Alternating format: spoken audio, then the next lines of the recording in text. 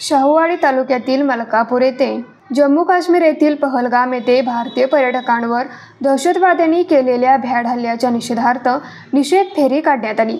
या प्रसंगी या निषेध फेरीत आमदार विनय कोरे यांनी सहभागी होऊन निषेध व्यक्त केला। जम्मू काश्मीर येथील पहलगाम येथे आपल्या कुटुंबियांसोबत पर्यटनासाठी गेलेल्या भारतीय पर्यटकांची अतिरेक्यांनी भ्याड हल्ला करून हत्या केली। यामध्ये निष्पाप 26 भारतीयांना आपले प्राण गमवावे लागले। अतिरेक्यांनी एक प्रकारे भारतीय अस्मितेवर घाला घातला आहे। संपूर्ण भारतातून वेगवेगळ्या पद्धतीने निषेध नोंदवला जात आहे। या अतिरेकी हल्ल्यामुळे जनसामान्यात मोठा असंतोष निर्माण झाला आहे। या घटनेचा तीव्र निषेध करण्यासाठी मलकापूर ग्रामस्थांनी निषेध फेरी काढण्यात आली।